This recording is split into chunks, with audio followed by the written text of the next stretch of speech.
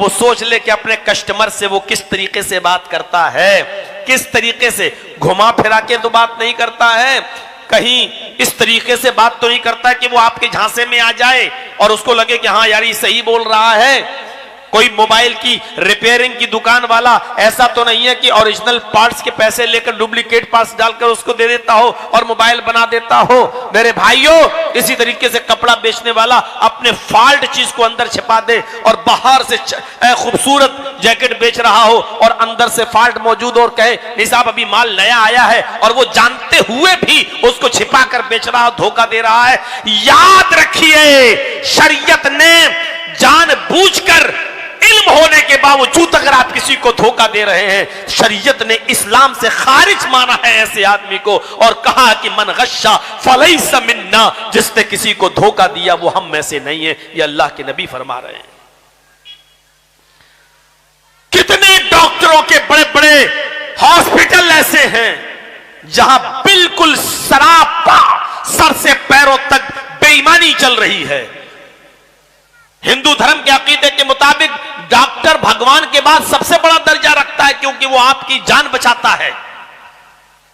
लेकिन याद रखिए, हमें नहीं मालूम कि आपकी सरजमीन पर क्या होता है। हमारे लखनऊ के अंदर तो ऐसा बहुत हो रहा है कि एक आदमी के मर जाने के बाद भी वेंटिलेटर पर 3 दिनों 4-4 दिन तक उसकी लाश को रखा जाता है, ये कहकर के अभी कुछ सांस बाकी है, अभी देखो शायद ऊपर वाला इसमें ताकत दे दे, जबकि वो मर चुका है। लेकिन 4 दिन के बाद बताया जाता है कि अब वो मर गया है, जाइए ले जाइए, और 4 दिन का पर्चा बनाकर, दवा एस्टीमेट बनाकर दे दिया जाता है कि 50,000 रुपए की रोजाना दवा लगी है और 2 लाख रुपए का चेक उसको दे दिया जाता है, साहब ये खर्चा है, ये आप हमें दीजिए, जबकि वो 4 दिन पहले मर चुका है। इंसानियत के साथ भी धोखा, मरीज के साथ भी धोखा। मेरे भाइयों, धोखा देने वाले के सिलसिले में साफ कहा मन गश्शा फलैसा मिन्ना, जिसने धोखा दिया वो हम में से नहीं। हम नजर डालें अपनी जिंदगी पर, नमाज पढ़ रहे हैं, दुकानों पर बैठे हुए हैं, नमाज पढ़ रहे हैं और दूध का बिजनेस कर रहे हैं और दूध में पानी मिलाकर बेच रहे हैं। नमाज पढ़ रहे हैं लेकिन हम जो भी काम कर रहे हैं उसमें, साहब मौलाना जर्जी साहब, अगर हम दूध में पानी न मिलाएं तो शाम तक हमारे घर का खर्चा तक नहीं चलेगा साहब, दूध में पानी मिलाना हमारी मजबूरी है। किसने कहा है आप रोजाना 1000 रुपया कमाइए? आप 100 रुपए कमाइए, लेकिन बरकत के हो, हलाल के हो। मौलाना साहब मेरी 3 बेटियां हैं, 4 बेटियां हैं, हमें इनकी शादी करना है। अरे किसने कहा है कि शादियों में खर्चा करो? किसने कहा है कि लड़की को जहेज दो शादी के मौके पर? ये तो आपने खुद मुसीबतें पाली है ना। बाइक देना, 4 लाख 5 लाख रुपए देना, ये तो हमारे और आपके बनाए हुए उसूल और ज़ाब्ते हैं, वरना शरीयत ने तो नहीं कहा है। शरीयत ने तो नहीं कहा है कि लड़के वाला 100 आदमी और 200 आदमियों को लेके आए और उनको खिलाओ। क्यों खिलाते हैं आप? क्या शरीयत ने 200 और 300 बारातियों को खिलाने की जिम्मेदारी लड़की वालों को दी है? आपके पास आए, एक एक गिलास पानी पिलाओ, खजूर भी मत खिलाओ, भगाओ इनको। क्यों खिलाते हैं आप? कौन सी कुरान की आयत कहती है कि बाराती बन के आने वालों को आप चिकन भी खिलाएं, मटन भी खिलाएं, देसी खिलाएं और मछली भी खिलाएं? कहां लिखा है शरीयत में, कहां दिया है? ठीक है, तुम 400 आदमी नहीं 500 लाओ, कह दीजिए फोन पर।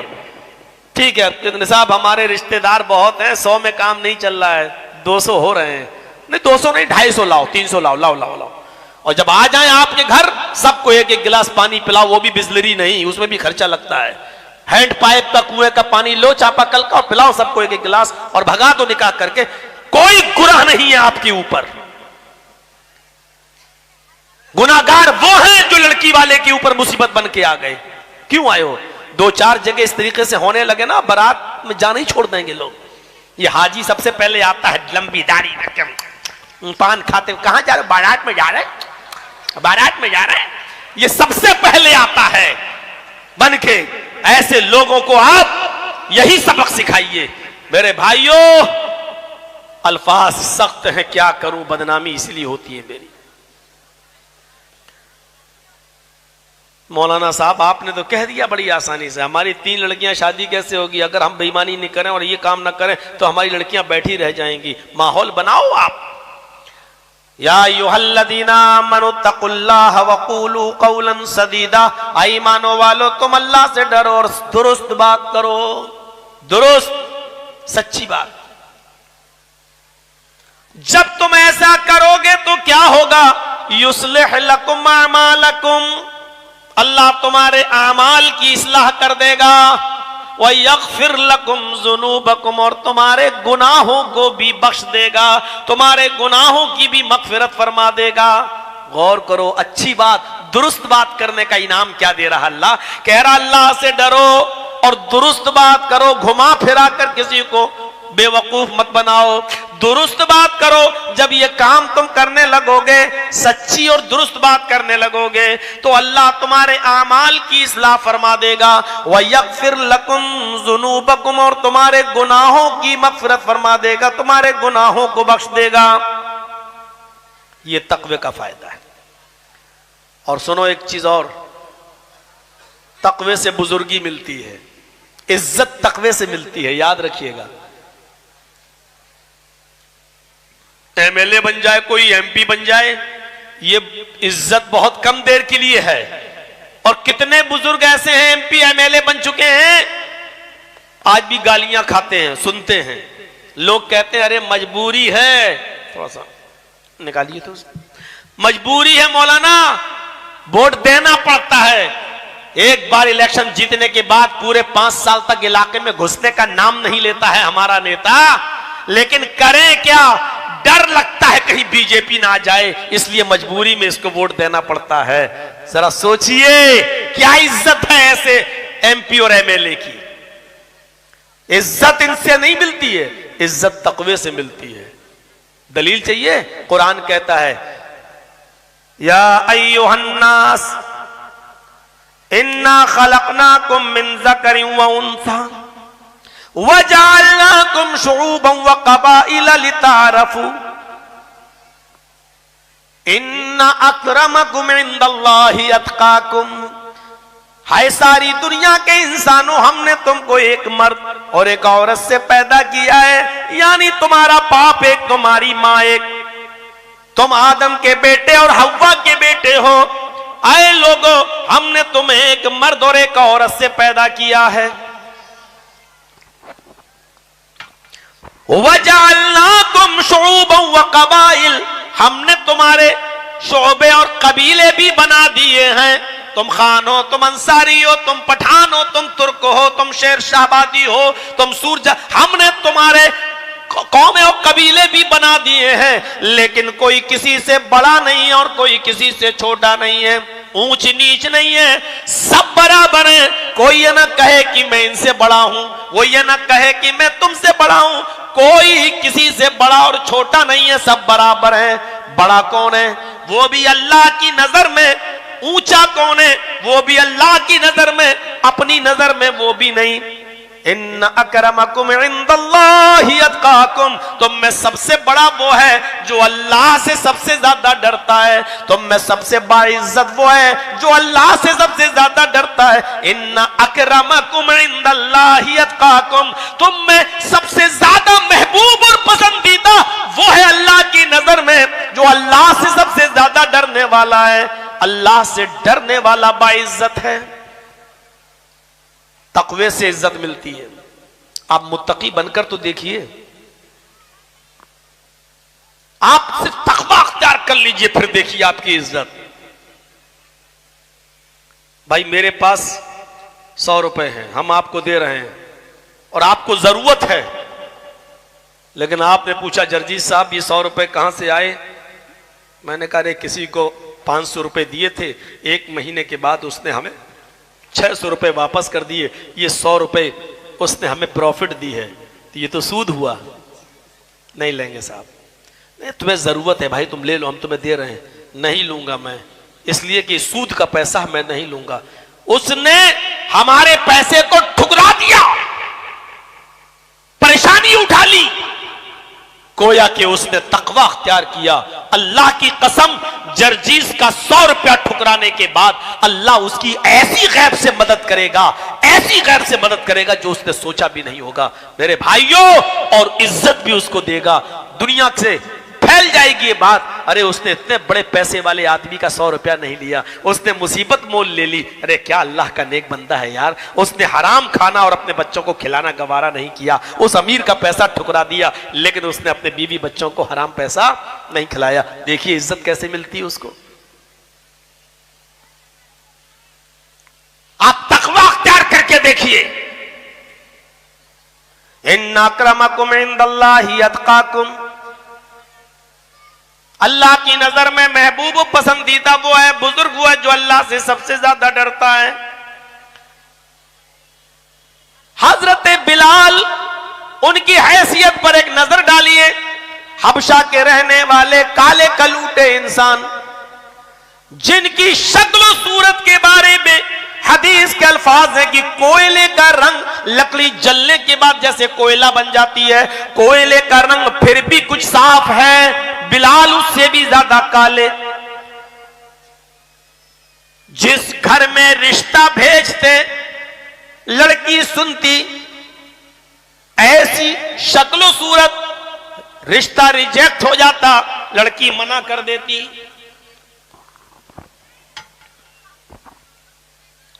एक दिन अल्लाह के नबी के पास बैठे हुए, साहबा की महफिल लगी हुई है, और अल्लाह के नबी ने पूछा आइनल बिलाल, आइनल बिलाल, बिलाल कहां है, बिलाल कहां है। पीछे से आवाज आती है लब्बैक व सअदैक या रसूल अल्लाह, अय अल्लाह के नबी मैं यहां हूं। आपने कहा बिलाल मित्र आओ, अपने करीब बिठाया। आए बिलाल, मैंने जन्नत देखी, अल्लाह ने मुझे जन्नत दिखाई। जब मैं जन्नत देख रहा था तो मैंने जन्नत के अंदर तुम्हारे जूतों की आवाज सुनी। आए बिलाल, अल्लाह ने मुझे बता दिया कि मैं बिलाल को जन्नत देकर रहूंगा। आए बिलाल, ऐसा कौन सा नेक अमल करते हो, ऐसा कौन सा अच्छा काम करते हो जिसकी वजह से अल्लाह ने तुम्हें जन्नत दी। हजरत बिलाल कहते हैं अल्लाह के रसूल जो सब करते हैं वो मैं भी करता हूं। कहा नहीं, कुछ तो है। कहा अल्लाह के रसूल एक अमल ऐसा है जो मैं अपने जानने में करता हूं, लोगों का मुझे पता नहीं, हां किसी को करते हुए देखा नहीं। कहा क्या? कहा मेरा वुजू जब भी टूटता है तो मैं वुजू बना लेता हूं, मैं बगैर वुजू के नहीं रहता, मैं बगैर वुजू के नहीं रहता। जब भी पेशाब व पैखाना गया, जब भी मेरा वुजू टूटा, जब भी सोकर उठा, जब भी क़ज़ाए बशरियत के तकाजे से जब भी वुजू मेरा टूट जाए तो मैं फौरन वुजू बना लेता हूं, मैं वुजू को लेट नहीं करता। जैसी वुजू टूटा फौरन मैंने वुजू बना लिया, और वुजू बनाने के बाद फिर मैं 2 रकात, 4 रकात, 6 रकात, 8 रकात, जितनी अल्लाह मुझे तौफीक देता है मैं जरूर ये नफिल नमाज पढ़ता हूं। यानी मैं तहियतुल वुजू का एहतिमाम करता हूं। जैसे वुजू टूटता मैं वुजू बना लेता हूं, फिर वक्त की के पेशे नजर कभी 2 रकात, कभी 4, कभी 6, कभी 8 में जरूर पढ़ लेता हूं। फरमाया बिलाल बस यही वो नेक अमल है जिसने तुमको जन्नत में दाखिल करा दिया है, और अल्लाह ने मुझे पेशगी बता दिया कि मैं बिलाल को जन्नत देकर रहूंगा। तकवा वाली बात बताई, ये है अमल मेरा। अभी आप वहीं बैठे थे और बिलाल भी वहीं थे, उसी जगह पर वहां के बड़े बड़े सरदार आ गए और कहने लगे बिलाल तुम्हारी शादी नहीं हुई, तुम्हारा निकाह नहीं हुआ, अरे बिलाल मेरे घर चलो। सरदार आए, बिलाल मेरे घर चलो, चलो खजूर खा लो, पानी पी लो, ये खजूर और पानी मेरी बेटी लेकर आएगी। जैसी तुम्हारे सामने मेरी बेटी खजूर रखे, पानी रखे, मेरी बेटी को एक नजर देख लो, उसके चेहरे पे नजर डाल लो, खजूर और पानी रखते हुए उसकी हाथ की हथेलियां दिख जाएं तो उस पर एक नजर डाल लो। शरीयत ने इतनी ही इजाजत दी है, लड़के को निकाह के वक्त लड़की के चेहरे, एक बार लड़की का चेहरा और हाथ की हथेली देखने की, ये तो हमारी मां बहनों को सोचना चाहिए। जिस शरीयत ने शादी से पहले उस लड़के के लिए भी जिसके साथ तुम्हारा निकाह होने वाला है, चेहरे से ज्यादा और हाथ की हथेली से ज्यादा कोई चीज खोल कर दिखाने की इजाजत नहीं दी। वो शरीयत तुम्हें बाजारों में आस्तीनें खोल कर जाने की इजाजत कैसे दे सकती है? वो शरीयत तुम्हें पेट खोल कर बाजारों में जाने की इजाजत कैसे दे सकती है? वो शरीयत तुम्हें बेपर्दगी के साथ कलियचक और उसकी मार्केटिंग और शॉपिंग करने की इजाजत कैसे दे सकती है? लेकिन मुझे मालूम है ये चीखने और चिल्लाने से कोई फायदा नहीं। जब 25 साल से आपके अंदर इनकलाब नहीं आया, जब उसमें चेंजिंग नहीं आई, तो कल से क्या आ जाएगी? जिस लड़के के लिए तुम हलाल होने वाली हो, शादी होने वाली, जो देखने आ रहा है, उसको भी अगर जिद करें नहीं थोड़ा सा यहां तक दिखा दीजिए, मना कर दीजिए,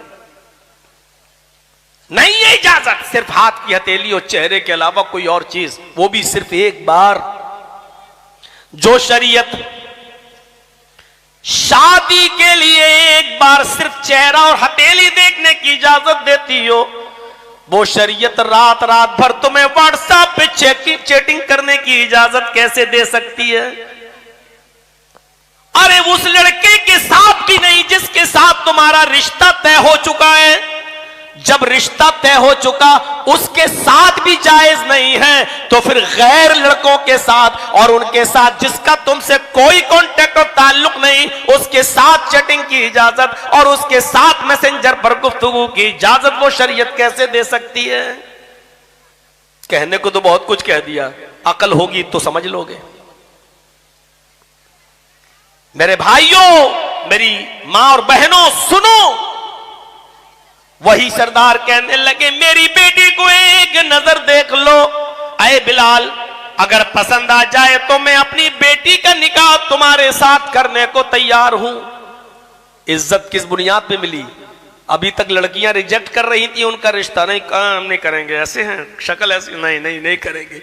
अब सरदार कह रहा है, मेरी बेटी को देख लो, पसंद आ जाए तो मैं अपना बेटी का रिश्ता तुम्हारे साथ कर दूंगा। दूसरा कहता है, आए बिलाल, इन्होंने पहले कह दिया है, इनकी बेटी देख लो, पसंद आ जाए तो ठीक, शादी कर लो, और अगर तुम्हें उनकी बेटी पसंद ना आए तो फिर यहां चले आना, मेरे घर के दरवाजे को दस्तक देना, मैं अपना दरवाजा खोलूंगा, एक नजर मेरी बेटी को देख लेना, अगर मेरी बेटी पसंद आ जाए तो मैं अपनी बेटी का निकाह तुम्हारे साथ करने को तैयार हूं।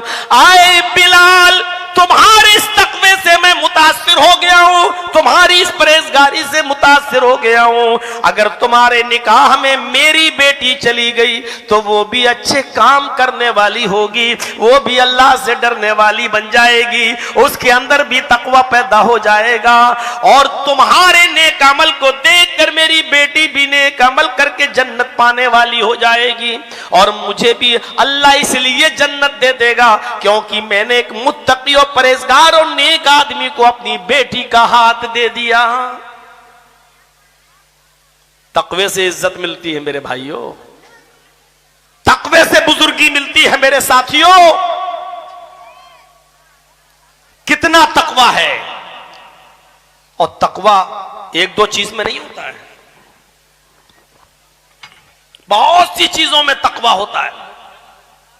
अभी तो मैं ये आयतें आपके सामने पढ़ रहा हूं, ये जो मैंने पढ़ी है, सोचिए, इन्ना अक्रमकुम इंदल्लाहि अत्काकुम, अल्लाह की नजर में बाइज्जत वो है, मुकर्रम वो है जो अल्लाह से सबसे ज्यादा डरने वाला है। तो अल्लाह से डर पैदा हो।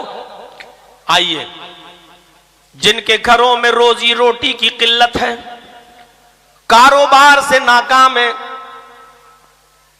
मौलवियों के चक्कर लगा रहे हैं कि मौलाना कोई ताबीज दे दो, हमारे घर में खैरो बरकत नहीं है, मौलाना साहब दुकान में कोई नक्श दे दो, हम लटका ले, हमारी दुकान में खैर व बरकत नहीं है।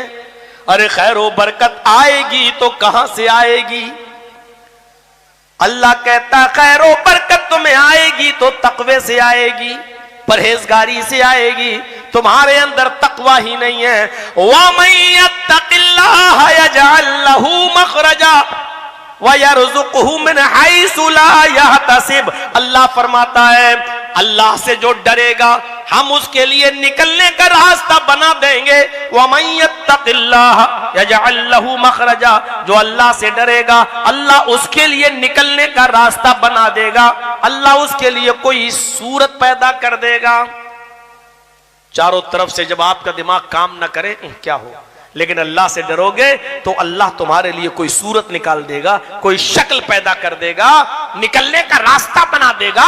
और फिर दूसरी चीज वयरजुकहू मिन हैसु ला यहतसिब, और ऐसी जगह से वो तुम्हें रोजी देगा। वयरजुकहू मिन हैसु ला यहतसिब, और ऐसी जगह से वो उसको रोजी देगा, रिस्क देगा जहां उसका वहमो गुमान भी नहीं होगा, जहां उसने सोचा भी नहीं होगा। ऐसी जगह से रोजी मिलेगी। किसको मिलेगी? जो अल्लाह से डरेगा। क्यों आप किसी चीज के चक्कर में पड़ रहे हैं? मौलाना साहब कारोबार बहुत नाकाम चल रहा है, कोई ताबीज नहीं। मौलवी क्या तुम्हें ताबीज देगा? वो बेचारा 5,000 रुपए महीने पे खुद पढ़ाता है, वो खुद दूसरों से कहता फिरता है कि हमारे बच्चों की फीस जमा नहीं हो पाई है, साहब दे दीजिए, कुछ दे दीजिए। वो मौलवी तुम्हें क्या ताबीज देगा जो अपना पान भी पान की दुकान पे जाकर अपने पैसों से ना खा सकता हो और दूसरों से कहता हो कि साहब मुझे पान खिला दो? वो तुम्हें तुम्हारे घर में खैर व बरकत की ताबीज देगा? नहीं। अल्लाह कह रहा रोजी रोटी तो हम तुम्हें देंगे, लेकिन उसके लिए डरो। वमन यत्तकिल्लाह, जो अल्लाह से डरेगा यजअल लहू मखरजा, अल्लाह उसके लिए रास्ता निकालेगा। वयरजुकहू मिन हैसु ला यहतसिब, और ऐसी जगह से उसको रोजी देगा जहां से उसने सोचा भी नहीं होगा। एक बार हजरत अली के पास एक फकीर आया, मांगने वाला आया। हजरत अली से कहने लगा कुछ मिलेगा अल्लाह के नाम पर? हजरत अली ने ऐसे देखा, कुछ नहीं। हजरत हसन से कहा अपने बेटे से जाओ फातिमा के पास, अपनी माँ के पास, और उनसे कहना कि कुछ हो तो दे दो। हजरत फातिमा ने हजरत हसन से कहा बेटा अपने बाप से कहना कि 6 दिरहम है, उसके अलावा घर में कुछ नहीं, और अगर ये मैंने दे दिए तो अभी पूरा महीना बाकी है, घर में गुजर बसर कैसे चलेगी, राशन कैसे आएगा, खाना पीना पूरा महीना बाकी है। हजरत हसन ने कहा अब्बू अम्मी ने ऐसा ऐसा कहा है, अगर वो 6 दिरहम दे देंगी तो पूरे महीने का राशन क्या होगा, खर्चा कैसे चलेगा? हजरत अली ने कहा अपनी अम्मी से कहना कि वो 6 दिरहम दे दो, रोजी देने का वादा अल्लाह ने किया है वो देगा, ये 6 दिरहम तुम हमको दे दो। बेटा गया, हजरत हसन ने कहा अम्मी अब्बू कह रहे हैं वो 6 दिरहम दे दो, रोजी देने का वादा अल्लाह ने किया वो देगा। अम्मी ने निकाला 6 दिरहम, लो बेटा ले जाओ, तुम्हारे बाप ने मांगा है तो ले जाओ। 6 दिरहम दे दिए, 6 दिरहम दे दिए, और हजरत अली ने वो 6 दिरहम उस मांगने वाले को दे दिए। एक तो यह है कि मेरे पास 1000 रुपए मौजूद हो और हम 100 रुपए मदरसे को दे दें तो ये कोई कमाल की बात नहीं है। एक यह है कि मेरे घर में पूरा का पूरा 1000 रुपया ही है और हमें मालूम है कि 15 दिन 20 दिन तक अभी हमारे पास कहीं से कोई पैसा नहीं आएगा, घर का गुजर बसर कैसे चलेगा। ऐसे मौके पर पूरा 1000 रुपया मदरसे को दे देना, मेरे भाइयों दोनों में फर्क है। एक तो यह है कि 1000 रुपया है उसमें से 100 दे दिया, एक ये कि 1 ही 1000 है, इसी से हमें 1 महीने खर्चा चलाना है और हमने 1000 पूरा का पूरा दे दिया। दोनों को समझने की कोशिश कीजिए। हजरत अली ने 6 दिरहम दे, 6 दिरहम की हैसियत क्या है ये बस सोचो, 6 दिरहम ही पूरे महीने के लिए रखे हुए थे, इसलिए 6 दिरहम की अहमियत को समझो। आप 6 दिरहम की अहमियत को समझो।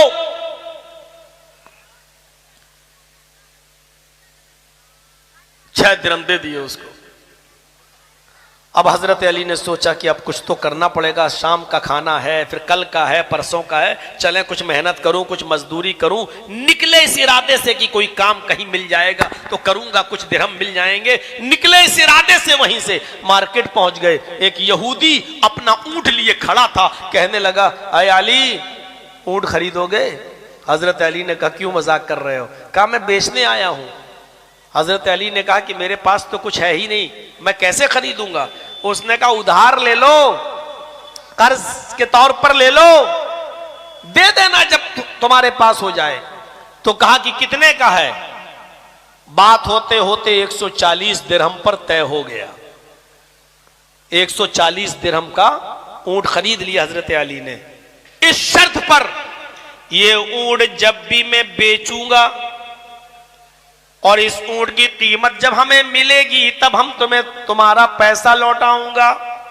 3 दिन भी लग सकते हैं, 5 दिन भी, 7 दिन भी, 1 हफ्ता भी, 10 दिन भी, तब हम तुम्हें तुम्हारा पैसा देंगे। जब अच्छी प्रॉफिट मिलेगी तब हम इस ऊंट को बेचेंगे और तुम्हारा पैसा हम 3 दिन, 5 दिन, 7 दिन, 10 दिन तक लौटाएंगे। उस यहूदी ने कहा, ठीक है, अभी हमें जरूरत भी नहीं है पैसों की, ये ऊंट को घर में रखने में दिक्कत हो रही थी, इसलिए ले लो 140 दिरहम में, जब तुम बेच दो और जब कीमत मिल जाए तो मेरी कीमत मुझे दे देना, प्रॉफिट तुम रख लेना। कहा ठीक है। ऊंट खरीद लिया, 140 दिरहम का ऊंट खरीदा और उसके बाद उस ऊंट को उसी दिन मार्केट में ले गए बेचने के लिए। चूंकि वो ऊंट बड़ा हैंडसम था, खूबसूरत था, अच्छा खासा था, तंदुरुस्त था, इसलिए हजरत अली ने वो ऊंट जब बेचना शुरू किया तो शाम होने से पहले पहले वो ऊंट 200 दिरहम में बिक गया। खरीदा कितने में था? 140 में। तो गौर से सुनो, हम खड़ा करके पूछ सकते हैं कि मैं कितने में खरीदा, कितने में बेचा? मूंगफली चबाओगे तो कैसे सुनोगे मेरी तकरीर?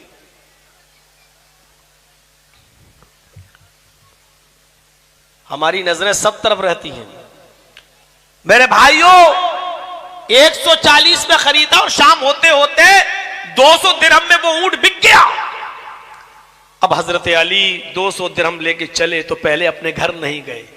भाई पैसा मिल गया, दिरहम मिल गया तो पहले उस यहूदी को दे दूं। उस यहूदी के घर गए, दरवाजे को दस्तक दी, वो यहूदी निकला, है क्या हुआ? अरे अली, अभी तो आपने लिया था ऊंट और इतनी जल्दी? कहा कि आपका पैसा, आपका माल, 140 दिरहम उसको दे दिया। कहा आज ही बिक गया? कहां बेच दिया? 140 उसको दिया, अब कितना बचा? 60। घर गए, हजरत फातिमा ने दरवाजा खोला, पूछा घर में कुछ बना है खाना? कहा नहीं। कहा क्यों? कहा कुछ था ही नहीं घर में, क्या बनेगा? 6 दिरहम थे, वो आपको दे दिए। 60 दिरहम निकाल के रख दिए। लो ए फातिमा, लो। हमारी मां बहनें सुन रही हैं, कहीं घर जाने से पहले आपसे ये ना कहने लगे, देखो हजरत अली जितना कमाते थे फातिमा को दे देते थे, तुम भी जितना कमा के लाओ मेरे हाथ में रखो। हो सकता है कोई ये सवाल कर बैठे, कहने लगे, लेकिन हां मसला इससे ये तो निकलता है कि कुछ औरतें अपने घर को जन्नत बना के रखती हैं और शौहरों को इस बात का यकीन होता है कि हमारे पास पैसा रहेगा तो खर्च हो जाएगा, लेकिन मेरी बीवी इतनी सही है कि अगर उसको देंगे तो ये नाजायज जगह पर पैसा खर्च नहीं कर सकती, उसको बना। यही खूबी हजरत फातिमा के अंदर थी और हजरत अली को पूरा एतबार था अपनी बीवी फातिमा पर कि ये फजूल खर्ची नहीं करेगी और पैसे को जहां जायज मकाम पर खर्च करना होगा वहां करेगी। आजकल की अपनी बीवियों को दोगे ना, सुबह दोगे 2000 तो शाम को 50 रुपए भी नहीं बचेंगे। शाम को हिसाब लोगे तो कह देगी इतने की फेयर एंड लवली, इतने की साड़ी, इतने का पॉन्ड्स, इतने की क्रीम, इतने की चूड़ी, इतने का ये, इतने दिन के बाद होती है, सारा हिसाब किताब जोड़ के तुम्हारे पास रख देंगे और आप कहोगे अच्छा इतनी महंगी लेके आई हो? हाँ, हम थे तो सस्ती मिल गई, तुम्हें तो लोग ठग लेते। यकीन मानिए औरतें यही समझती हैं कि मैं बहुत सस्ती खरीद के लाई हूं। उनको यह नहीं मालूम कि तुम्हें इतना महंगा बताया जाता है कि कम होते होते तुम इतने पे आ ही जाओगी, इतने में दे ही दिया जाएगा। उनको यह नहीं, मैंने कहा ना दुरुस्त बात नहीं हो रही। जो बिजनेस कर रहे हैं ना, अगर जर्जीत साहब कोई कपड़ा खरीदने जाएंगे वो होगा 800 का, 800 में उसको जहन है, उसको 800 में दे देगा एक जैकेट। जर्जी साहब को बताएगा 1000 रुपये, हम कम करते करते 800 में, हाँ ठीक है फाइनल। कोई औरत लेने जाएगी तो उसको बताएगा 2000 का। अब 2000 का बताएगा तो सीधे वो आधा लगाएगी, 1000 ले लो, दे दो। और फिर वो 1000 लेके में आएगी और वो समझेगी हमने 2000 की चीज 1000 में ले ली। वो फिर भी यही कहेगी हम सस्ते में लेके आए हैं। दुकानदारों ने भी यही चीज उसूल बना लिया है। औरत लेने आएगी तो उसको डबल ट्रिपल कीमत बताओ, क्यों? उसके का दिमागी कितना होता है, इतना कम कराएगी, इतना कम कराएगी, इतने में दे देंगे, ये होता है। तो मेरे भाइयों, हजरत अली को पूरा भरोसा था हजरत फातिमा पर, तो हजरत अली रजी अल्लाह तआला अन्हु ने हजरत फातिमा को दे दिया, लो 60 दिरहम। हजरत फातिमा कहती है मैंने तो 6 दिए थे, 60 कहां से आए?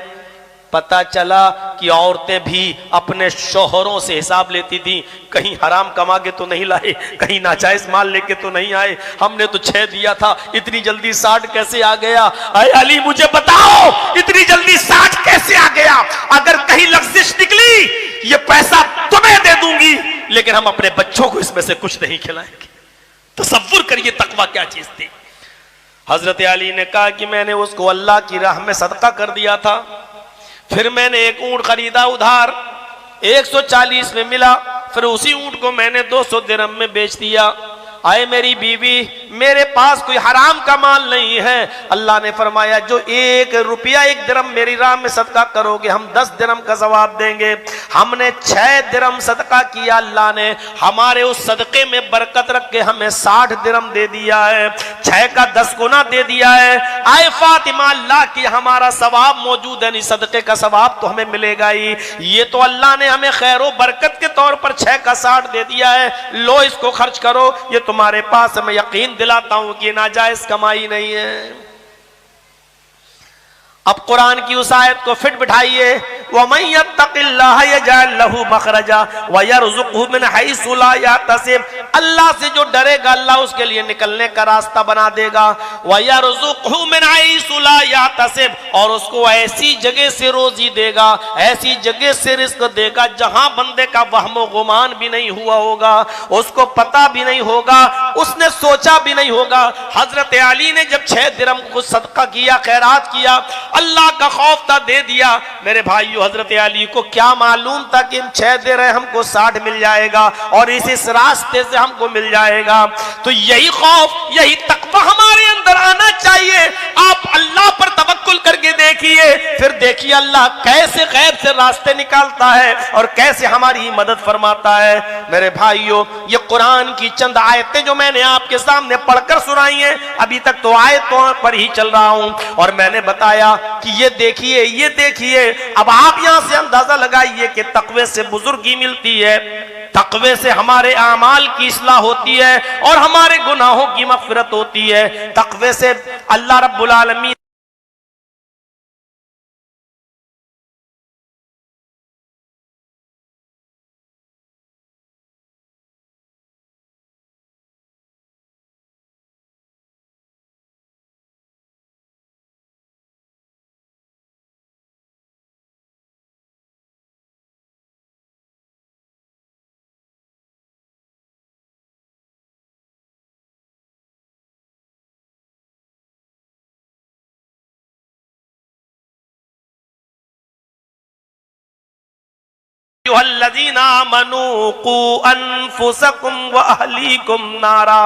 आई मानो वालो, तुम अपने आप को भी जहन्नम की आग से बचाओ और अपने अहलो अयाल को, अपने बीवी बच्चों को भी जहन्नम की आग से बचाओ। ये तकवा पैदा करो अपने बीवी और बच्चों के अंदर, अपने आप को भी बचाओ बताओ और अपने बीवी बच्चों को भी बताओ। मुझे बताओ मेरे भाइयों, सहाबा किराम अपनी औलाद की परवरिश किस तरीके से किया करते थे, अपने बच्चों की परवरिश किस तरीके से किया करते थे।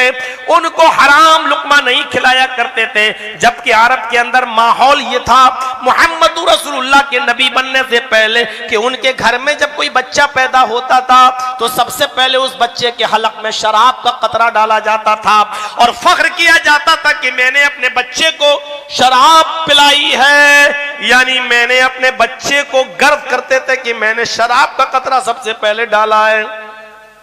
और सहाबा किराम के यहाँ जब कोई बच्चा पैदा होता था तो उस बच्चे को वो अपने माँ के, उस बच्चे की माँ का दूध भी नहीं पिलाते थे, पहले सबसे पहले उस बच्चे को लेकर आते थे और जनाब मोहम्मद रसूलुल्लाह की गोद में दे दिया करते थे।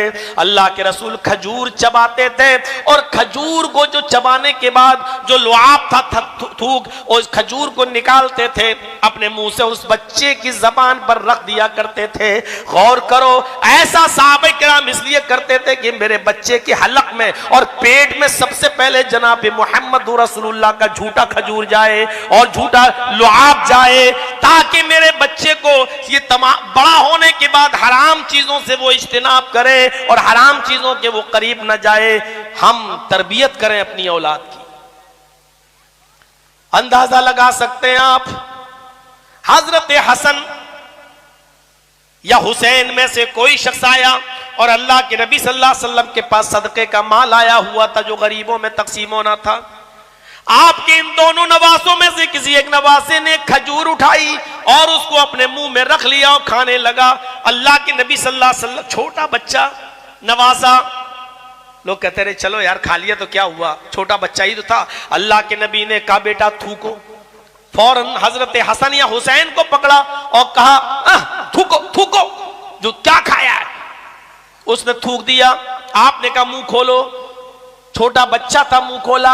आपने उसको अपने उंगली से ऐसे करके और जो मुंह में था वो सब निकाल के बाहर फेंक दिया और उसके बाद में कहा जाओ तुम अपनी माँ के पास जाओ। सहाबा ने कहा अल्लाह के रसूल, एक छोटा सा बच्चा अगर एक खजूर उठा के खा लिया तो आपने निकाल दिया, उसको फेंक दिया।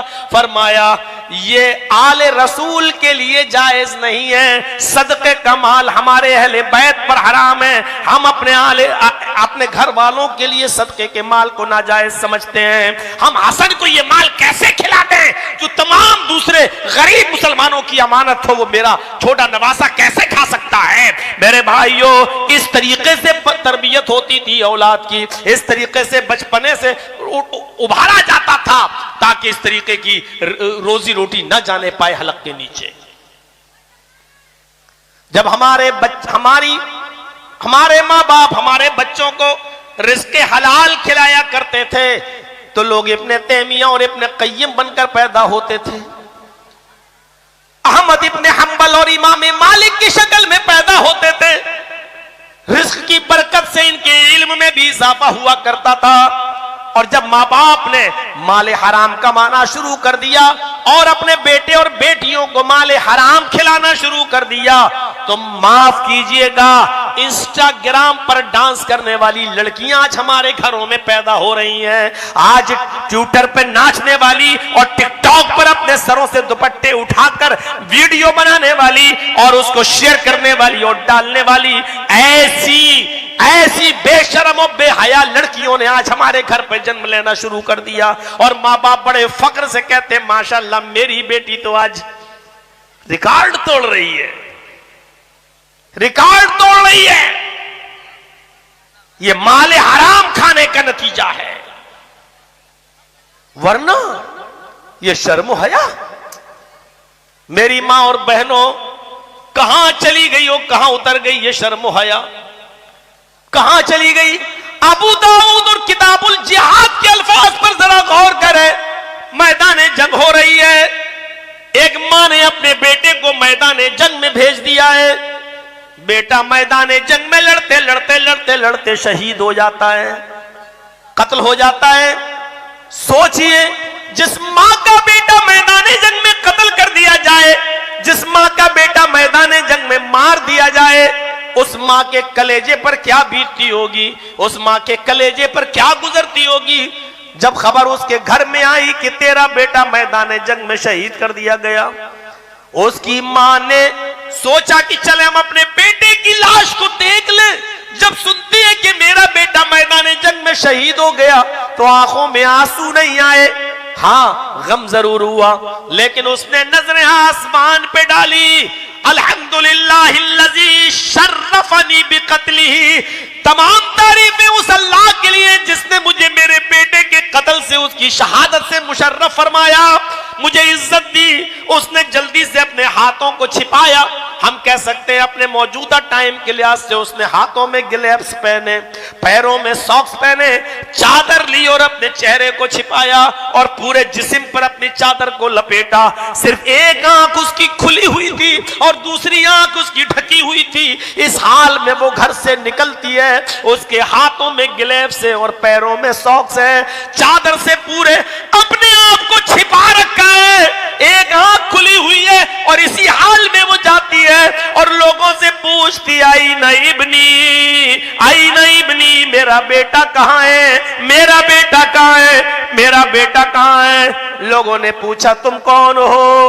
उसने जवाब दिया उम्मे खल्लाद, मैं खल्लाद की मां हूं, मेरा बेटा मैदान जंग में कत्ल कर दिया गया है, मैं अपने बेटे को देखने आई हूं। लोग उसको पकड़ के ले गए और उसके बेटे की लाश के पास उसको बिठा दिया। एक आंख खुली थी और पूरा चेहरा छिपा था। वो उस आंख से अपने बेटे को देखती है, कहां तीर लगा है देखती है, कहां तलवार लगी है देखती है।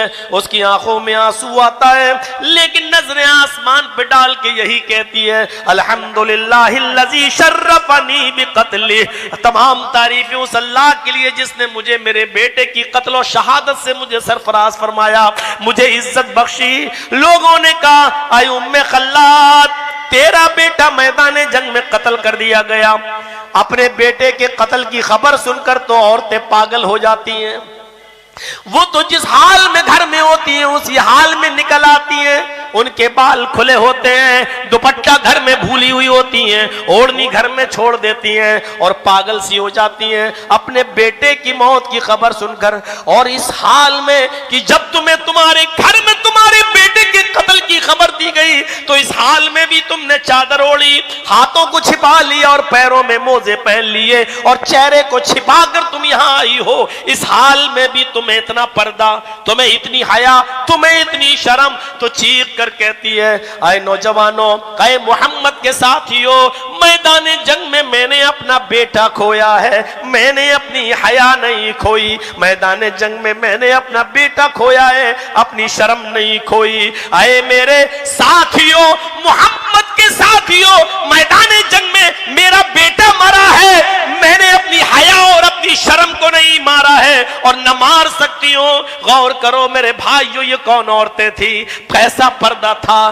तुम्हारा तो बेटा भी नहीं मरा, तुम्हारा तो कुछ भी नहीं बिगड़ा, फिर मुझे बताओ कि तुम्हारी शर्म कहां चली गई, तुम्हारी हया कहां चली गई, तुम्हारा पर्दा कहां चला गया, तुम्हारी शराफत की चार दीवारी कहां चली गई। अरे कल तक तुम्हारे खूबसूरत गालों को आसमान के चेहरों ने भी नहीं देखा था, लेकिन आज तुम्हारी बेपर्दगी का आलम यह है कि जो भी और गिरे से गिरा हुआ आदमी भी तुम्हारे हुस्न का नुमाइश करता है और देखता हुआ नजर आता है, और जो चाहे बड़ी आसानी के साथ तुम्हारा दीदार कर लेता है। आज तुम इतने क्यों गिर चुकी हो, आज तुमने अपने आप को इतना नीचे क्यों गिरा लिया है कि 10 रुपए में एक सवारी को रिक्शे पे बिठाकर कलिया चले जाने वाला आदमी भी तुम्हारे हुस्न खूबसूरती पर नजर डाल लेता है। आज तुमने अपने आप को इतना नीचा क्यों कर लिया है, अपने आप को इतना जलील क्यों कर लिया है, अपने आप को तुमने इतना क्यों गिरा लिया है। मेरी कौम की बेटियों बताओ, मेरी कौम की बच्चियों बताओ, आज तुम्हारी शर्म हया का इतना जनाजा क्यों निकल गया है, मेरी तो समझ में नहीं आता है। इस औरत को देखो, उम्मे खल्लाद को, जो अपने बेटे को भी एक आंख से देख रही है और कह रही है मैदान जंग में मैंने अपना बेटा खोया है, अपनी हया नहीं खोई। किसी ने कहा आए मां, उठाकर चेहरा खोल के सही से तुम अपने बेटे को देख लो, तो जवाब देती है आए मोहम्मद के साथियों, तुम तो हमारे सामने से हटो, जब तक तुम नहीं हटोगे मैं अपने बेटे की लाश को सही से नहीं देख पाऊंगी। और मोहम्मद के साथियों से ज्यादा भी कोई मुत्तकी होगा, कोई परहेजगार होगा, लेकिन अल्लाह से डरने वाले लोगों से भी कह रही है कि पहले तुम हटो, तब हम अपने बेटे को सही से देखें। आज तुम किनके ऊपर भरोसा करके बैठी हुई हो? जरा तसव्वुर करिए, कैसे तुम दुकानदारों से चेहरा खोलकर मुस्कुरा मुस्कुरा कर गुफ्तगू कर लेती हो और बातें कर लेती हो और शॉपिंग कर लेती हो और मोल भाव कर लेती हो। मुझे बताओ कि तुम्हारा कलेजा कितना बड़ा है, तुम्हारा दिल कितना बड़ा है। शर्म मगर हमें नहीं आती है। जरा सोचिए तो सही, आज हमारी बेपर्दगी का यह हाल कहां तक पहुंच चुका है। अल्लाह के नबी सल्लल्लाहु अलैहि वसल्लम ने तो फरमाया, कयामत से पहले का एक जमाना ऐसा आ जाएगा, कुर्ब कयामत, कयामत से पहले का एक नक्शा बताया कि ऐसा होगा। यानी बेहयाई इतनी फैल चुकी होगी, बेशर्मी इतनी फैल चुकी होगी कि एक शख्स अपनी गर्लफ्रेंड के साथ चौराहे पर, बीच सड़क पर गलत काम करेगा। तहजीब के दायरे में जुमले बोल रहा हूं, वरना कुछ और भी बोल सकता था। गलत काम करेगा मतलब समझ जाइए आप, इससे ज्यादा मुहज्जब जुमले हमारे पास नहीं। एक आदमी, एक लड़का अपनी गर्लफ्रेंड के साथ सड़क पर, रोड पर सरेआम गलत काम करेगा। उस जमाने का सबसे शरीफ इंसान वो होगा, उस जमाने का सबसे ज्यादा शरीफ इंसान और नेक इंसान वो होगा, मुत्तकी वो होगा जो अपने घर से निकलेगा, इन लड़के और लड़की को सड़क पर, चौराहे पर गलत काम करते हुए देखेगा, वो इनके पास जाएगा और जाकर कहेगा, बेटा तुम ये काम जो कर रहे हो वो यहां मत करो, ये सड़क है, यहां से मेरी मां बहन बेटियां गुजरती हैं, यहां ये काम न करो, ऐसा करो। मैं तुम्हें मना नहीं कर रहा हूं, मैं तुम्हें रोक नहीं रहा हूं, ये काम तुम्हें करना है तो ये मेरा घर बना है, इस घर के पीछे, दीवार के पीछे चले जाओ, वहां कोई आता जाता नहीं है, इस मेरे घर की दीवार के पीछे ये गलत काम कर लो, या ये मेरा खेत है, इस खेत में चले जाओ, झाड़ियां बड़ी बड़ी हैं, उन झाड़ियों में छिप कर ये काम कर लो। बेटा ये गुजरने की जगह है, यहां मेरी मां बहन बेटियां गुजरती हैं। जो मना नहीं कर पाएगा, बुरे काम को करने के लिए कहेगा, लेकिन ये कहेगा यहां मत करो, ये जाकर इस खेत में कर लो या इस दीवार के पीछे कर लो, ये उस जमाने का सबसे शरीफ इंसान होगा। सोचिए आप, अभी कितनी बेशर्मी फैलना बाकी है। इतना तो हो ही चुका है कि हाथ में हाथ डाल के घूम रही हैं, और किसी पार्क में चले जाओ तो गले में हाथ डालकर, और क्या बोलूं मैं आपको, गाल से गाल और होंठ से होंठ, और तो ये तो आम सी बात हो चुकी है, ये तो कोई छिपी हुई चीज नहीं रह गई है। मेरे प्यारे साथियों, इतना तो वेस्टर्न कल्चर ने अपने पैर जमा लिए हैं, अब बाकी क्या रह गया है? क्या हमारी बेटियां कॉलेजेस और यूनिवर्सिटीज में नहीं पढ़ती? क्या ऐसी जगह नहीं पढ़ती जहां लड़के और लड़कियां दोनों साथ में हो? क्या कॉलेज की कैंटीन में लड़के और लड़कियां बैठकर एक साथ चाय नहीं पीती? अब क्या रह गया है? हालत क्या है? मेरे प्यारे साथियों जरा गौर करो, हम अंदाजा तो लगाएं हमारे मुआशरे और समाज के अंदर क्या हो रहा है। हजरत बुखारी की रिवायत, हजरत मैमून की वो रिवायत उठाओ, कहते हैं कि मैं बहुत बाद में इस्लाम लाया, मैंने अल्लाह के नबी सल्लल्लाहु अलैहि वसल्लम पर जब आयत रजम नाजिल हुई, जब पत्थरों से मारने वाली आयत नाजिल हुई पत्थरों से, यानी जिनाकार मर्द और जिनाकार औरत को, जानी मर्द और जानिया औरत को पत्थरों से मार मार के मार डालो। अगर कोई शादीशुदा है लड़का और लड़की और फिर भी जिना किया हुआ है दोनों ने, तो दोनों को पत्थरों से मार डालो। हजरत मैमून कहते हैं कि मैं अल्लाह के नबी के पास बैठा था, अल्लाह के नबी फरमाते हैं कि लोगों आज एक आयत नाजिल हुई है कि शादीशुदा जिनाकार मर्द और जिनाकार औरत को पत्थरों से मार मार के खत्म कर दो। हजरत मैमून कहते हैं कि मैंने जब ये सुना तो मैंने कहा अल्लाह के रसूल, आज से 20-25 साल पहले ये मंजर मैंने अपनी आंखों से देखा है। कहा क्या?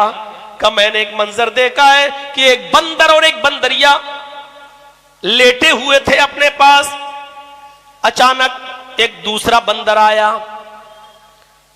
तो कनखी मारी उस बंदर ने। ये बंदरिया उसकी थी जिसके साथ वो लेटी हुई थी। एक दूसरा बंदर आया, हंसिए नहीं, ये मुआशरे में बुराई फैली हुई है। एक दूसरा बंदर आया और उसने कनखी मारी आंख से, मतलब बंदरिया से कहा। बंदरिया ने देखा हाँ सो रहा है उसका बंदर, वो बंदरिया वहां से भागी और उस बंदर के साथ जो दूसरा बंदर था उसके साथ उसने गलत काम किया और आकर फिर लेट गई अपने बंदर के पास। बंदर जब उठा तो उसने पसीने की वो बंदर समझ गया कि मेरी बंदरिया कहीं हथौड़ा मार के आ गई है, कहीं काम लगा के चली आई है। वो बंदर चीखा, उस बंदर की आवाज सुनकर बहुत से बंदर आ गए और वो बंदर अपनी भाषा में ख ख कर कर करके उस सारे बंदरों से इशारा करने लगा। ये सबने सूंघी उसकी बदबू, तो उस बंदरिया ने एतराफ किया। अब उस बंदर को पकड़ के लाया गया जिसने उसके साथ गलत काम किया। आमर इब्ने मैमून कहते हैं कि मैंने जब इस मंजर को देखा कि वो बंदर पकड़ के लाया गया तो सारे बंदर पत्थर इकट्ठा किए और उन बंदरों ने उस बंदर को जिसने उसके साथ जिना किया था, सारे बंदरों ने मिलकर उस पत्थर से उस बंदर को मारा जिसने उसकी बंदरिया के साथ गलत काम किया, और बंदरिया को भी मारा। बंदर और बंदरिया दोनों को मार डाला, दोनों को पत्थरों से मार मार के खत्म कर दिया। और उन दोनों ने गड्ढा खोदा, बंदरों ने, और गड्ढा खोदकर बंदर और बंदरिया दोनों की लाश को उसके अंदर डाल दिया और फिर अपने हाथों से मिट्टी देने लगे। आय अल्लाह के रसूल, ये मंजर मैंने इस्लाम लाने से पहले बंदर और बंदरियों को देखा है, यानी बंदर और बंदरिया भी अपने समाज के अंदर जिना को पसंद नहीं करते हैं, जिनाकारी और बदचल्ली को पसंद नहीं करते हैं। अल्लाह के नबी ने अमर इब्ने मैमून का हाथ पकड़ा और उठाया और उठाकर कहा, साहबियों सुनो, ये मैमून अमर इब्ने मैमून क्या कह रहे हैं? अरे सुनो ये क्या कह रहे हैं? अरे देखो आज अल्लाह ने यह आयत हमारे लिए नाजिल की है, बंदरों को भी पसंद नहीं है कि जिनाकार मर्द और जिनाकार बंदर और जिनाकार बंदरिया हमारे समाज में जिंदा रहे। बंदर भी जिनाकार बंदरों को, बंदर मिलकर बंदर जिनाकार बंदर को मार डालते हैं और बंदरिया को भी मार डालते हैं। देखो हमारे अपने मैमून से सुनो मेरे प्यारे साथियों, बुखारी के अंदर ये रिवायत मौजूद है, वो बुखारी जो कुरान के बाद सबसे सही किताब, अस्सहुल कुतुबी बाद किताबिल्लाह, अल्लाह के बाद जिसको सबसे बड़ा कुरान के बाद दर्जा मिला है। आप अंदाजा लगाओ कि उसमें ये बताया गया है कि बेशर्मी और बेहयाई बंदरों में भी, जानवरों में भी पसंद नहीं है। आए महलदार पाड़ा के लोगों, यहां से पूरे बंगाल और यूट्यूब के जरिए पूरे दुनिया में यह मैसेज जाना चाहिए कि जब जानवरों के अंदर बदचलन बंदर और बंदरियों को जिंदा रहने का अधिकार नहीं है, तो ऐसे समाज में इन जिनाकार लड़कों और लड़कियों को रहने का अधिकार कैसे दे दिया जाए? ये खुले हुए सांड कभी किसी के ऊपर भी हमला कर सकते हैं और किसी की इज्जत व आबरू से खेल सकते हैं। इसलिए ऐसे लोगों, इसीलिए शरीयत ने गैर शादीशुदा आदमी को, जिसकी शादी नहीं हुई है, गैर शादीशुदा लड़का लड़की, शरीयत ने कहा कि अगर इनसे जिना हो जाए तो इनको पत्थरों से नहीं मारा जाएगा, 100 कोड़े लगाओ और लड़के को 1 साल के लिए शहर से निकाल दो, अपने इलाके से दूर कर दो। ये उसकी सजा है। जरा आप अंदाजा लगाइए कि शहर से निकालने की सजा क्यों है? क्योंकि जब शहर में रहेगा तो जब तक वो रहेगा वो लड़की बदनाम होती रहेगी। अच्छा यही जा रहा था, इसी को कोड़े पड़े थे, अच्छा इसी ने फला की लड़की के साथ गलत काम किया था, इसलिए इसको भुलाने के लिए उस लड़के को शहर से निकाल दो, पहले तो 100 कोड़े मारो। अरब के अंदर तो 100 कोड़े जब मारे जाते थे तो बचता ही नहीं था कोई, वो चमड़े का कोड़ा होता था, चमड़े का। ये ऐसा कोड़ा थोड़ी होता था कैसे मारो कुछ लगे ही नहीं। और पीठ खोलकर, लुंगी पहनाकर पीठ पर चमड़े का कोड़ा मारा जाता था और पूरी पूरी ताकत से मारा जाता था। और 100 कोड़े मारने के लिए 10 आदमी तय होते थे। एक आएगा वो 10 मारेगा, अब तुम थक गए, हटो, अब तुम जोर से नहीं मार पाओगे, चलिए हटिए, 10 मारने के बाद दूसरा आता था, वो पूरी ताकत से फिर 10 कोड़े मारता था। हटो, अब तुम थक गए, अब तीसरा आएगा, फिर तीसरा 10 कोड़े मारता था, अब हट गए। अंदाजा लगाइए, एक जिसको हम मामूली काम समझते हैं, एक फैशन बना लिया है ज़िनाकारी और मक्कारी को। गौर करो, 100 कोड़े, वो भी 10 आदमी मिलकर 10-10 मारेंगे, तब जाकर पूरी ताकत के साथ। और चमड़े का कोड़ा, सोचिए, लहूलुहान जिस्म, पूरी की पूरी पीठ से खून बह रहा है। कितनी जगह टाके लगाओगे, कितनी जगह सर्जरी करोगे, कितनी जगह मरहम पट्टी बांधोगे। इसलिए बहुत से लोग तो 100 कोड़े लगने से पहले ही मर जाते हैं, और बहुत से लोग अगर बच गए तो मेरे भाइयों फिर जिंदगी भर कमर उनकी ऐसी नहीं रहती थी कि बिस्तर से उठ सकें और चल सकें और चलने के लायक हो जाएं। आप किसी की बहन बेटी पर इस तरीके से आसानी के साथ आप हाथ धोएंगे, नहीं चलेगा शरीयत के अंदर बहुत। और यही हाल लड़कियों का भी है। मेरे भाइयों, आज के समाज के अंदर जो आजादी दे रखी है मोबाइलों की, इसने माहौल को इतना खराब कर दिया है, इतना खराब कर दिया है कि आज ये सारी चीजें हमें मामूली नजर आती हैं। एक लड़का लड़की से बात करते हुए चले जा रहा है, ये मामूली आज बात समझ रखी है। जलसों में मैंने सुना है, बंगाल के जलसों में, साहब हमसे कह रहा है लड़का, मौलाना साहब चाय पीजिए, मैं आ रहा हूं। कहां जा रहे हैं? साहब साली को लेने जा रहा हूं, बार बार फोन कर रही है, वो भी जलसा सुनने आएगी। तू कौन होता है साली को लाने वाला? बेगैरत, किसने मुंह से कह रहा है कि मैं साली को लेने जा रहा हूं? एक बहनोई होता कौन है अपनी साली को अपनी मोटरसाइकिल पर लेकर अकेले बैठकर लाने वाला, वो भी दीनी जलसों के अंदर? होता कौन है उसको स्कूल में छोड़ने वाला? ये तेरे बाप की शरीयत नहीं है। मौलवी जर्जीस बोलेगा, सुनना पड़ेगा तुम्हें, नहीं तुम्हारे बाप को भी सुनना पड़ेगा, क्योंकि ये शरीयत फातिमा के बाप की है, तुम्हारे बाप की नहीं है। कोई भी बहनोई अपनी साली को अपनी मोटरसाइकिल पर अगर बिठालकर जलसे में लाता है, ये हराम काम है। स्कूल छोड़ने जाता है, हराम काम है। अगर उसकी बीवी भी इजाजत देती है, तब भी बीवी की इजाजत के बावजूद कोई हराम काम हलाल नहीं हो जाएगा। अपनी बीवी की मौजूदगी में साली के साथ खाना नहीं खा सकते हो, तो बीवी की गैर मौजूदगी में स्कूल छोड़ने जाओगे, बीवी की गैर मौजूदगी में कलियाचक घुमाओगे, बीवी की गैर मौजूदगी में मालदा ले जाओगे, बीवी की गैर मौजूदगी में लखनऊ और आगरा ताजमहल घुमाने जाओगे। जब बीवी की मौजूदगी में अपनी साली के साथ खाना नहीं खा सकते हो, तो बीवी की गैर मौजूदगी में जाओगे।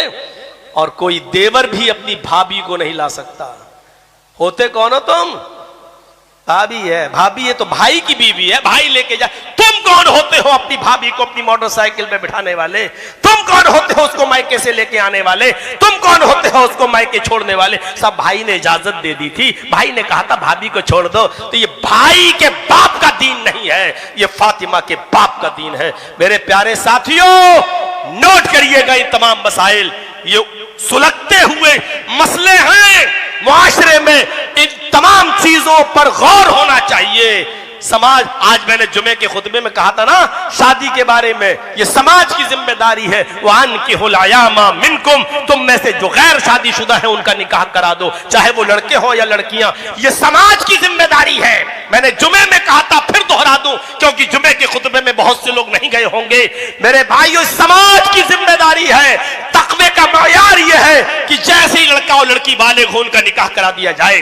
25-25, 30-30 साल तक बिठाए हुए हैं। इन लोगों से समाज के लोगों को डरना चाहिए। ये लोग समाज के लिए नासूर हैं, क्योंकि ये गैर शादीशुदा जिनकी उम्र 30 साल की हो रही है, कभी भी किसी की इज्जत व आबरू को छलनी छलनी कर सकते हैं। मैंने जुमे के खुतबे में खुलकर कहा था, खुले हुए सांड हैं, खुले हुए सांड। मैं फिर इस जुमले को दोहरा रहा हूं, रब्बे काबा की कसम माफी नहीं मांगूंगा, क्योंकि मैंने जो जुमला बोला है वो बिल्कुल सटीक जुमला बोला है। खुले हुए सांडों से अपनी गायों को बचा कर रखिए। और लड़कियां भी अगर गैर शादीशुदा हैं, ज्यादा उम्र की हो चुकी हैं, 20, 25, 30 साल की बैठी हैं, उनकी भी शादी करा दो, क्योंकि लड़कियां ही आगे बढ़ती हैं गलत काम करने में। जब तक लड़की ना चाहे, गलत काम हो ही नहीं सकता। जब तक लड़की आमादा ना हो जिना हो ही नहीं सकता।